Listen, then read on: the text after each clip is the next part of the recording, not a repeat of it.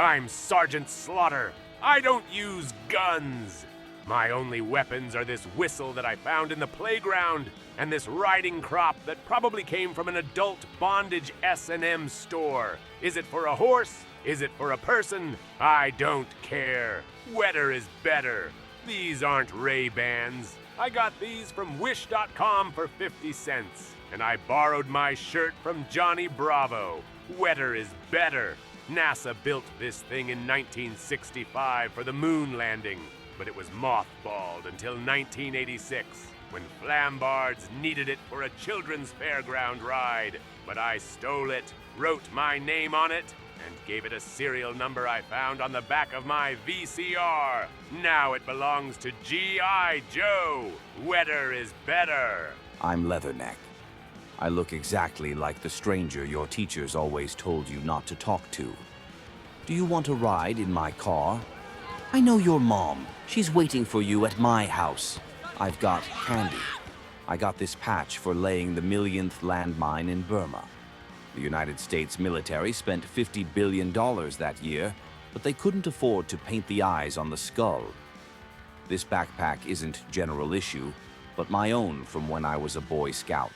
The Triple T carries 2 ground-to-ground missiles, but these can't be fired as on launch. The exhaust gases give the driver third-degree burns. At the rear is a computer terminal where the Joes can play the latest in home computer games. The system can generate up to 4 colors and even make sounds. If that's not worth fighting for, I don't know what is. It has 2 large tank treads for traction on all surfaces, rotating laser guns, and a useless black toggle that does nothing. If anyone knows what this is for, the US Department of Defense will give you a job.